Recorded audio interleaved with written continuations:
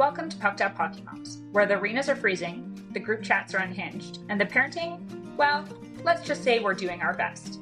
I'm Amanda, hockey mom, chaos wrangler, and proud captain of the Bad Mom Squad. And I'm Brittany, mom of 3, 2 who play hockey, expert at juggling carpools, cold coffee, and the occasional emotional breakdown in the arena parking lot. We're here to spill the tea on what it really means to raise hockey kids, from politics in the stands to mental health, bad calls, and everything in between. No filters, no fluff, just the truth. With a side of sarcasm. And yeah, we're laughing through the madness, because if we didn't, we'd be crying into a damp mitt left in the trunk since last season. So if you've ever screamed, "Move your feet," while secretly Googling the rules mid-game, you're our people. This is Pucked Up Hockey Moms. Let's get into it. I'm your host, Amanda. And I'm Brittany. And I'm Tricia. Yeah. Yep, they dragged me back. And this week we're talking about money. Yep, the money talk. Are you guys with me? All right, friends, this one's for the parents with an empty wallet, maxed out credit card, and a garage full of gear their kids grew out of 2 months ago. Today we're diving into the question no one at the rink wants to say out loud. How much does this season actually cost? Spoiler alert. It's not just your soul. It's your tax return, your grocery money, your weekend plans, and your will to live. Let's break this down, shall we? And try not to cry. Registration fees, $500 to $2,000 plus. Obviously, these vary by minor hockey association area, house versus rep stream, so we're all ballparking here. Yeah, speaking of rep fees vary as well. So there is another $1,000 to $3,000, give or take. And I'm talking minor hockey, guys, not academies or high school teams or traveling teams. Those are a different ballgame. Also, generalizing from my experience and knowledge in Canada. I'm sorry, I'm not as versed in the US, so please DM me with your wisdom, anyone, and I'll gladly do more focused costs for any other area. You can spend as much as you want. Is it what? I mean, Or sometimes, if you want to keep spending, you can keep spending all year long.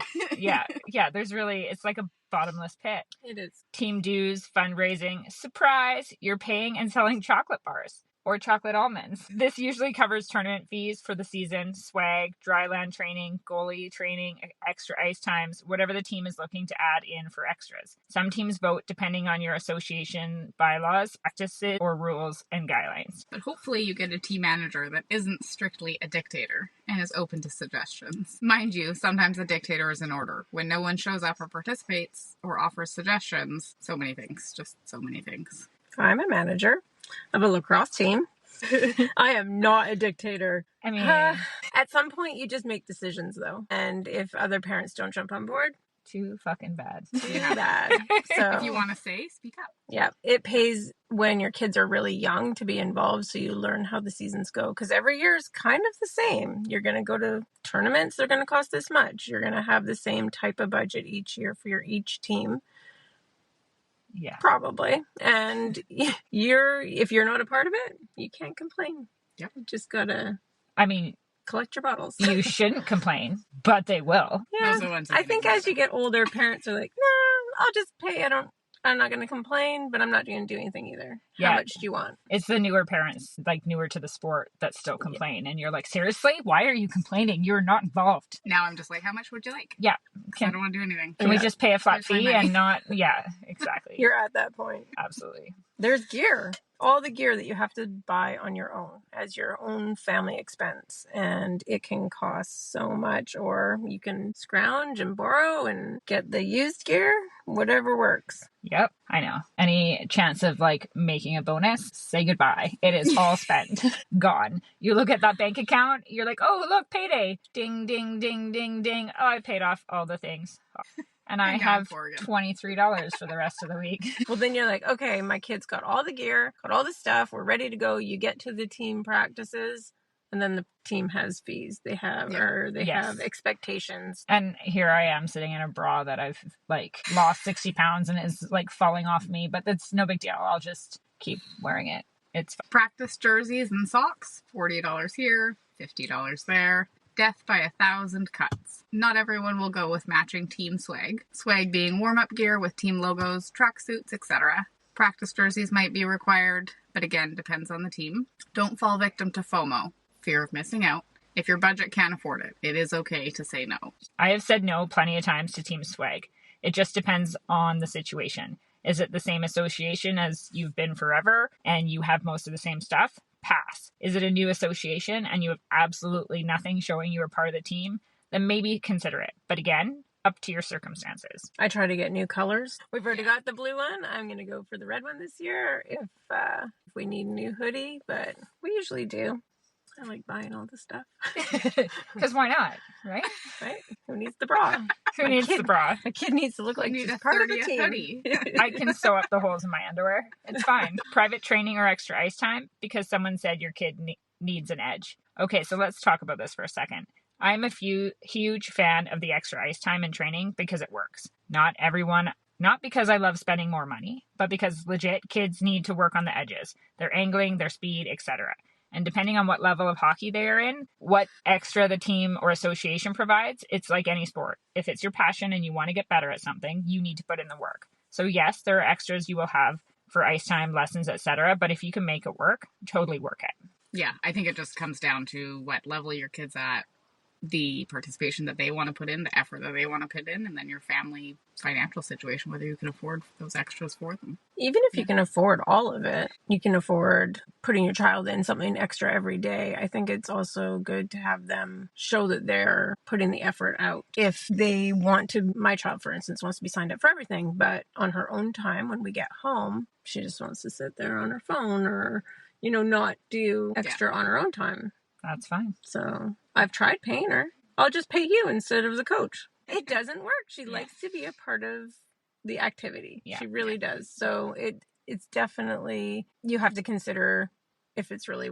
valuable for them at the moment. Because there's always something else. There's always another sign up registration around the corner for something. Tournaments and travel, hotels, gas, eating out, aka second mortgage payment, the bane of our existence, yet what we ultimately have so much fun at in the end, feeling like we are teenagers again. Or maybe we don't, depending on team dynamics sometimes. Oh, team dynamics. Yes, this can make or break the opportunity for great team bonding for kids in tournaments and cause parents to never look each other in the eye again.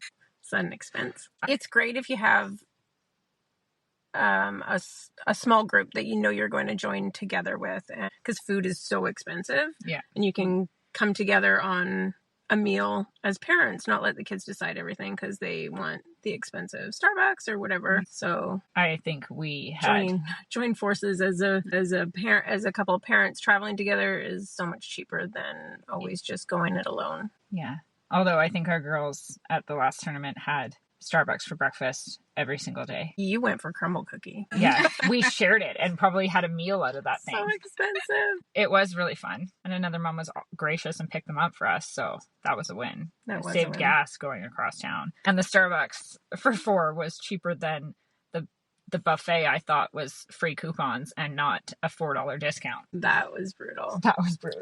Amanda should learn to read, guys. I didn't really get my $30 worth of toast. I didn't get my 30. Well, fortunately, they didn't charge me. I got free coffee. Thank you. Thank you so much. You learn something from every tournament and every travel on how you're going to do it better next time. And when you get there next time, you're just like, don't let Amanda read the coupons. And here I was thinking it was a win. And I know there's a hockey dad out there laughing at me right now because he goes, "Oh, I knew you went to the buffet," and you're looking at me right now knowing you paid. Yes, I am. Summer camps, $300 to $800 a week. And guess what? You need 3. Oh, sure. Totally manageable. Okay. Here's the deal for me on this. I love summer camps of all things. I love combining their sport and sleepaway camp the most, but I also like trying to have an actual life. Nope, never mind. I forget what that is. But seriously, this can be a FOMO thing as well. So do what you can, try something different, do what works for you. There's a lot of value in cross training to avoid burnout. And also if your kid wants to do hockey and mixes it in with some summer fun, then that's not a bad thing either. But I say do what is feasible. Yeah, I think that makes sense. I think it's a good idea for kids to try something else during the year and not do the same thing 365 days a year. And to take a break and hang out with friends, not in a scheduled practice or game environment. We push the second sport, try and keep things different, broaden the friend group, have something else to talk about other than hockey. So spring hockey's not a different sport? Just asking for a friend. You're just paying a different group. It broadens their friend group. Also, my children, I've watched them try other sports, and it's awful. I watched my daughter throw a free. No, but they were doing it like in a practice for their. I laughed so loud, like I burst into laughter in their group, and then I had to cover my mouth because I was like, oh crap, all the children just heard me like burst out laughing at my child throwing this frisbee that went up and over a building, like, and nowhere near where she intended to throw it. And of course, she's like my son, where they're like, I'm so gross at this. I'm so gross at frisbee. Just like, I'm so gross at everything. I'm like, no, you're not. Please stick to hockey, because everything you try, you are not gross at. You're gross at your one sport. And we're not doing multiple sports. I think it's hard for them because they get really good. They've gotten really good at hockey. And then to try something that is not easy for them, they don't want to do it. Yeah. Or they do it and just keep trying to tell themselves they're good at it. They're not. They've got that confidence in them. But yeah, no, it's completely difficult because it's something new. But it is good for your like body kinetics and brain and stuff, or whatever the words are that I think I know I'm saying, but I don't. It is good for them to try other things. It's just, it is difficult to start from scratch on something. But it is adversity, and we like them to have adversity. I do like now they're at the age, they want their second thing to be a job. Yeah. They've all shown interest at wanting to work or babysit and could get money for themselves. So that's great. Yeah. Just so they can turn around and spend it on their sport. No, on their Starbucks. On their Starbucks, because mom and dad don't want to keep paying for Starbucks because we have to pay for their gear. Exactly. You just have to equate everything to how much that hockey stick is. So if you work for an hour, you've got like... Yeah, and you make this much per hour. It's going to take you this many How many hours to get that hockey stick? And it really puts it in perspective for them. I know. It's funny. Like, my daughter did a day of spring camp or whatever, and she got her paycheck after, and she was super happy about it because they don't pay taxes yet at this age. And she's like, I put it right into my savings, and I was so proud of her. But I'm like, yeah, but I know you're just going to use the money I give you. So that's... But no, it's good that they're learning to save, because at first she was just trying to blow her money. I'm like, no, you need to save your money. Learn the value of your money and what it costs. It goes quickly. It goes quickly. Depletes quicker than they won't hit that stick as hard on the boards as they did before when they knew how much it costs. Mm-hmm. Yeah, exactly. The unexpecteds. That's you. The unexpecteds. And just when you think you've paid for everything, lost gear, that $200 stick your kid left at the rink, goodbye. So true. We just lost one shin pad and I was panicking. Those shin pads were like $200. Yeah. So, but luckily we found it. And she didn't even tell you. She just went on the ice with someone's like super small other shin guard. A left small shin guard on her right leg. She's very... That was a better alternative than durable. She's flexible. She's like, using problem solving skills. Because she knew. I'd be like, what? Great. Another thing. Yeah. When they get strong enough to break the stick, or an opponent accidentally steps on it when battling in front of the net for the pucks. Cha-ching. I have talked the stick thing through enough, so I don't think there's anything else I can do but cry. So we're just going to pass me on that one. You have bought so many sticks. Yeah, I feel like I should have just created my own stick company at this point. It might be cheaper. Probably be pretty lucrative for you. I don't know if it'd be lucrative. Not when you're just reusing your own merchandise over and over again. Team jackets. Spirit wear for parents, because God forbid you don't match, or you or the spouse is the coach. Sometimes this is provided by the association, sometimes not. I just keep adding things up over here on an imaginary calculator. The old school ones with the paper till tape that costs an arm and a leg, and the new generation wouldn't even know what to do with it. Why? Why am I trying to math this right now? Please stop me. Math. I do it all day. And I love those calculators. Yep. And they're freaking expensive. Math without a calculator? No. I mean, I can do it by hand, but they're freaking expensive, those calculators with the till tape, that the kids don't even know what it is. And I hope a young person is listening to it right now going, what the hell is she talking about? I'll feel vindicated. I saw a mom and son wearing matching jerseys for baseball. And I was like, oh, that's what I have to look forward to next year. I guess it's going to be a thing. I've seen it plenty. Like, there is one team we've played in the past where all the moms were wearing their child's jerseys. In hockey? Oh, wow. We did that in hockey for like playoffs. We would wear whatever, like they had home and away. So the parents would all wear whatever one they weren't wearing on the ice to sit in the stands. All I could think of is how much my kid's jersey smells. Yeah. They're washable. Yeah, no, you can't get that stink out. Launder them first. You can't get that stink out. And sometimes you don't know if they're wearing, like, they're playing a tournament. Can you imagine? They're rotating games. Like, you're just going to swap out jerseys in the parking lot? For the love of your child. No, I don't love them. I don't much. Car repairs. Because putting in cross-country miles every weekend, just praying your car doesn't self-destruct on one of said road trips to the tip of the island. If you are on an island like us, or crossing the border, or somewhere super cold and remote with no cell service. Yeah. The north end of the island. I think they've got cell service all the way now, which is good. Oh, yeah. good. But I Freaks me mean, out. like in the prairies, there's plenty of places that have no cell reception, and like GPS tells you that you're going to the rink that's new and you're not there. Your car breaks down, so And it's cold. that would not be fun. And we put a lot of miles on the car. Like every time or that we've gotten like a new car or whatever, and I'm like, yeah, no, I put like 15,000 kilometers a year on my car, and they're like, what? I have to put a longer extended warranty on it or whatever, or pay for the extra mileage because Like on top of the regular 20 that everybody does. well, yeah, I don't know. It average like 20? Oh, So Oh, I it would must say, be way yeah, more you're than probably 15. 35,000 Yeah, with like- the hockey. it's just so much. Yeah. Yeah.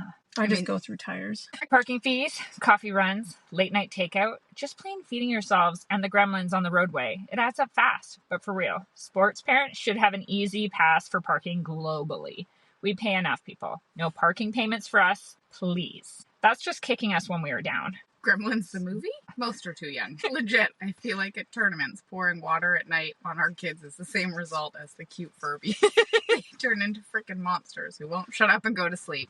Make the craziest noises and actions you didn't feel possible. It's legit. You can't pour water on those kids after midnight. They get the giggles, and it's over. I know. They They're- try to shotgun Diet Cokes in the parking lot of the hotel. Yeah. In their socks. Now all y'all It's like, what are you youngins doing need to here? go watch some frickin' Gremlins, as well as the calculator with the till tape. I haven't been asked to leave a hotel yet, which is good. I haven't been asked to leave a rink, and I've been trying for 11 years. No, but because of the kids running around like crazy, Oh. crazy animals at night. I usually tell them it's their problem because they should have put us all in the same block so we didn't run around rampant, Right? Or always they- spread you out. or they should have given us a conference room they refused to give us, and we promised we'd clean up. Only one hotel has listened to me, and then they said thank you after.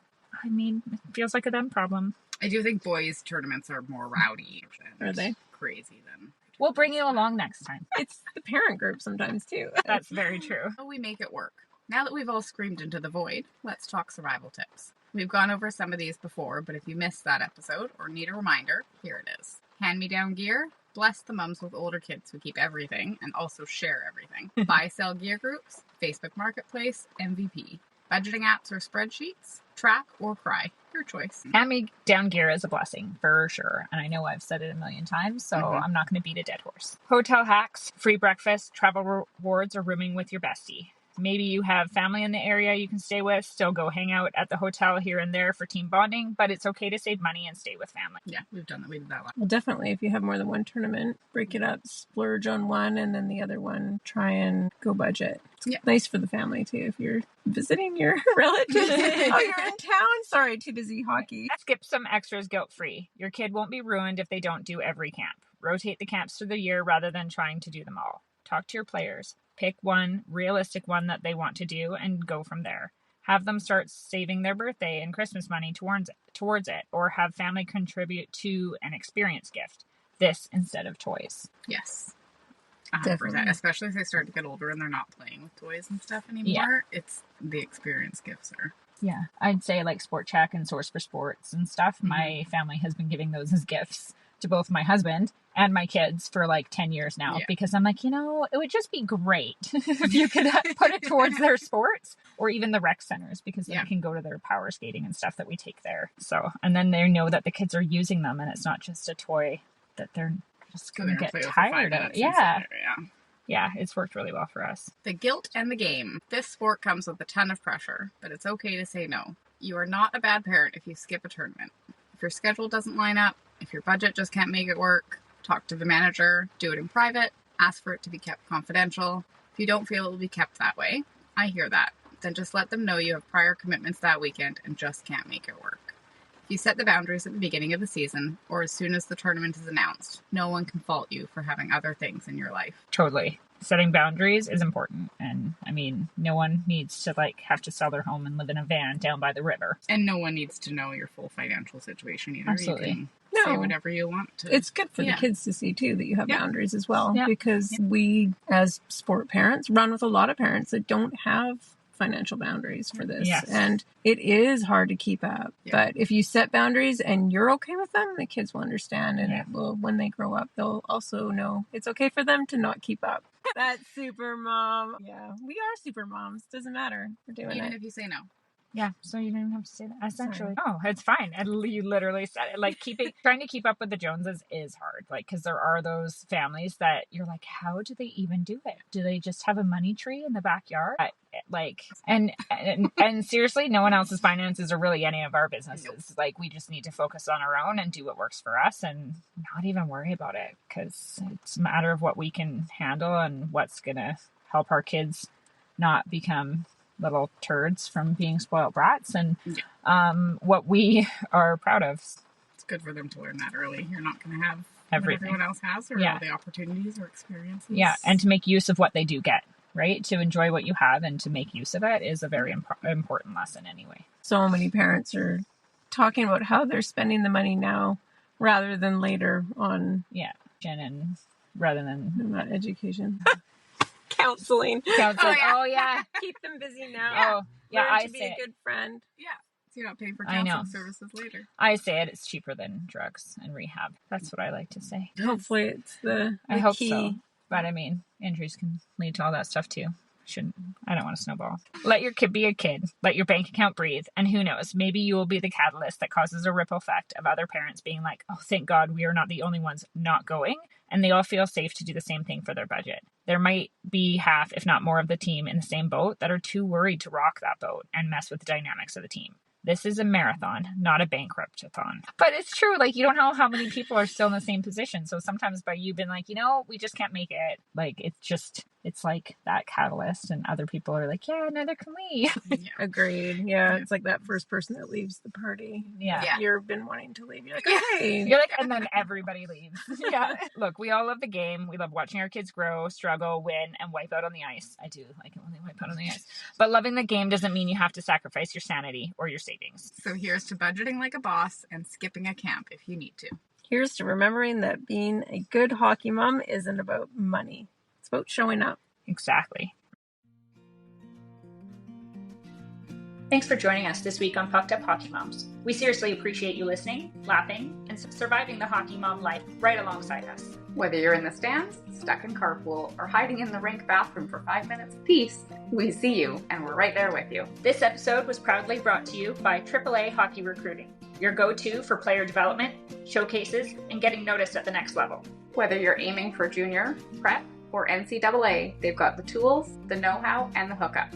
Check them out at AAAHockeyRecruiting.com and tell them the Bad Mom Squad sent you. Until next time, stay loud, stay proud, and stay a little bit pucked up.